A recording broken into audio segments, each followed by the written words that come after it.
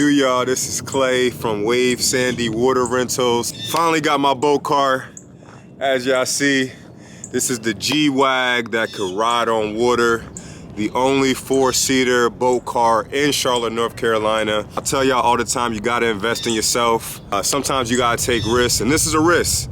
This thing has given me hell since I've gotten it, but I do believe that it's gonna be very attractive. I'm gonna push it. I believe this is gonna be the forefront of the business in terms of what we push for advertising, just because I don't think Charlotte has seen anything like this.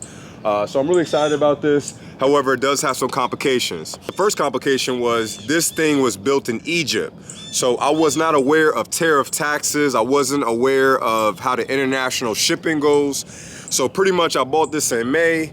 The manufacturer didn't ship this to us until November because in his eyes, he was like, hey, I got a bunch of orders coming to America. I don't want to pay tariff taxes. Let me ship all these equipment together.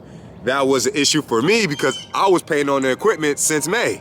I didn't know that the manufacturer was going to ship the boat car late. Right now, it's March of 2025. I've been paying on this for damn near a year, and I finally got it. When we get it, you know, it's on a trailer. It's a really heavy equipment. So I had to drive it from DC to Charlotte, North Carolina, which is about a 6.5-hour drive. And that was difficult because, you know, because it's on a trailer, it needs to be perfectly aligned. We did a little sea trial, and I believe when we put the boat on, it was leaning a little bit too much to the right. And because of that, you know, with a boat, it's not a problem, but with this boat car, we don't have 2 wheels. I'm gonna show you an example. See the trailer right over here only has 1 wheel, almost like it's a jet ski. Whereas regular boat trailers that are heavy, they have 2 wheels on it. So it's a lot easier to move around and maneuver. This thing has to get on perfectly, so I'm not the biggest fan of having these things on trailers. I'm not the biggest fan of putting this thing up on trailers. I'm just not. I think it's really difficult, and I plan on putting this in a wet storage slip. We gotta clean it down a little bit, but let you guys see it is a 4-seater. It's an outboard motor, so engine is out here, you know, just away. So it's an outboard motor. It's not like a jet ski. So this thing should be able to handle the lake a lot better than the jet cars that you guys see in Miami. Usually the jet cars are also 2-seaters. This right here is a 4-seater. Got the touch screen over here. We got a bunch of lights to connect with it. I'm gonna keep this plastic on until we're ready for the season, until I'm ready to detail it, but here's where we at right now. The boat definitely has had its complications. I haven't been a big fan of, you know, driving it back and forth with a trailer. I haven't been a big fan of launching it in the water with the trailer. It's taken me 30 minutes to an hour just to get it back up on the trailer. It's real easy to get off the trailer. It's hard to get back on the trailer because it has to align perfectly. If you're going to do it with a trailer, I would advise you to get some poles, maybe some PVC pipes or something like that, install it on your trailer just so you could align it and you can see exactly where you need to go. But to me, when you go left, it kind of goes all the way left, kind of like where a boat, you might shift a little bit and you kind of navigate a little bit. This boat car, the navigation, to me, it's a little off and you're not able to get it perfectly aligned. And it could be, I only wrote this thing twice, so it could be that I'm just a novice and I'm not used to driving it, but I know that if I'm having problems with this, you know, and I'm used to driving boats, I'm used to driving jet skis, that my renter is gonna have a problem with this. So I just wanna have the most peace of mind, so I decided to go with a wet slip. With the wet slip, you need boat cleats, and I don't have any boat cleats on my boat. Probably gotta paint the bottom or order a slip cover. So that way the algae doesn't get involved. I'm probably gonna go with the slip cover just for peace of mind. I got these cleats, so I'm about to go to my mechanic right now and see if he can install these. Hopefully it doesn't take too long. Probably get some advice from him on different things that I have going on. But yeah, we're gonna just see how this thing works. This thing is a huge hole in my wallet. But we're gonna rent this thing out for $300 an hour. We're gonna try to get the money back.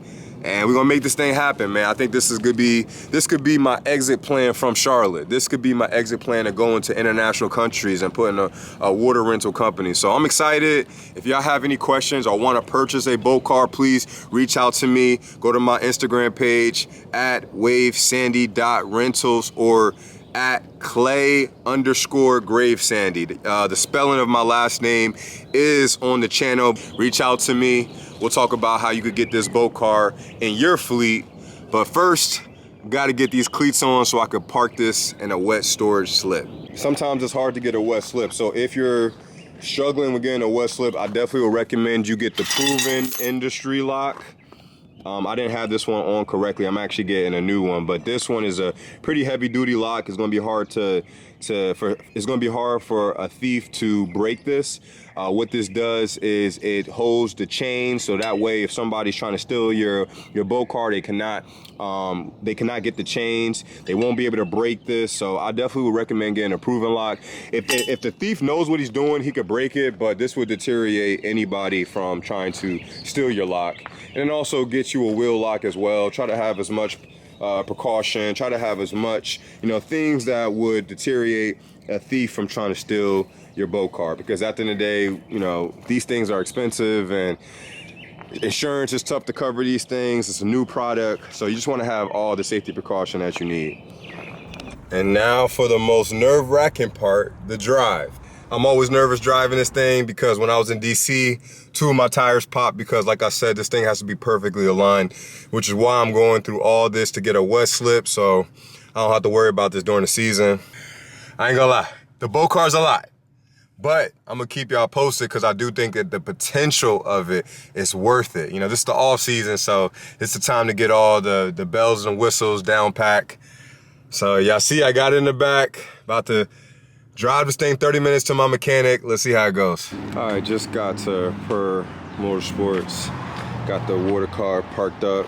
My mechanic's gonna look at it, put some of the cleats on so we're able to park this thing at a wet slip. That's been a big issue. Like I said, even like the safety harness broke off. You guys can see. It's just really heavy. This thing is really heavy. Might be close to like 5,000 pounds. As you guys see, the safety harness broke off. We're about to take this thing off, get this thing right, get the cleats on. I think we're gonna probably try to put the cleats in this area right here so it can launch up, and possibly try to use this backside for wrapping up some of those wires as well.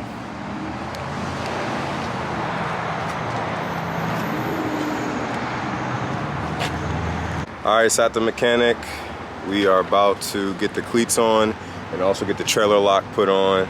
I'm about to ride back home. It's gonna be nice to drive without this thing pulling back. And I'm gonna pick it back either this evening or in the morning time, but yeah, all good things. All right, it's been a couple hours. I just finished up. My guys at Per Motorsports actually helped me out with my safety harness, so that's dope. And they put cleats, so that's dope. So I got some cleats now so I can store my boat car. The cleats are on. All right, so they put the sparks on. It took a little while because it's a new vehicle, so it came out to be $74.87. I'm getting ready to dock the boat up, but it's dope. We got the cleats. We got the cleats on here, so we good to go. And then I'm probably gonna have the rope hanging from here so it can hook up to the dock. We're not gonna ride with this continuously, but we'll dock up using these in the end.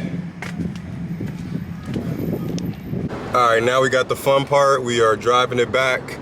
Just got the maintenance done. We are driving it back to the marina, gonna store it up. Honestly, if we can get back to point A to point B, it's a success for me. It's a success for me. We just secured a wet slip storage, so I shouldn't have to worry too much about the boat trailer. I'll show y'all the receipt that I paid for the wet slip. The wet slip ended up costing me around $3,000 for the year. Ended up being around $225 a month, pretty much. I had to pay security deposit, which is why it rounded up to $3,000 a year. But I paid a security deposit, and we just got the cleats on there, so we should be good. I don't want to have the issue of getting the trailer on and off. My safety harness is off. It's a lot of stuff that's not right with the trailer. I do think with the boat cars, once they get more years down, get a little bit more experience with the mechanics, have a little bit more experience hearing customers' inquiries, I think that they're going to get a lot better. I would say that those trailers need to have 2 wheels, and they just need to be able to accommodate the boat car. The boat car is really heavy, and I don't think that right now the trailers accommodate those boat cars. So I'm going to get that wet slip. Well, I already got the wet slip, and hopefully that kind of clears up a lot of the issues that I was having, when I first got the boat car. But I'm happy the cleats are on. We're about to get these rods so that my boat car doesn't bang into the dock as much. The rods are supposed to hold it in place so it doesn't hit the dock. I'll show you guys that once I get it. I'll show you all the process of me parking the boat car in the wet slip. Most likely I'm gonna need a wet slip cover, but I'll worry about that later, But we're just trying to get back to the marina safe and sound. That's it, so I'll let y'all know when I'm there. All right, so we got the cleats on this boat, got the cleats on this bad boy. So we're gonna probably have this on a dry storage on a trailer for 1 more weekend. But because we got the cleats on the boat, we'll be able to park this in a wet slip. I do want my rods to come so this bad boy isn't banging into the dock.